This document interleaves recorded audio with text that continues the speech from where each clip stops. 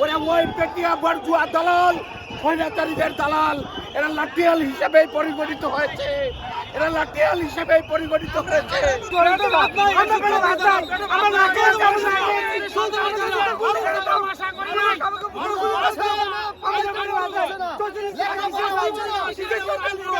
যেখানে পড়ে বাদ দেয় আমাদের বক্তব্য চাই, আমরা বক্তব্য চাই, আমরা বেশ কেন বক্তব্য চাই, আমরা দিব না। কেন মিটিং করছে?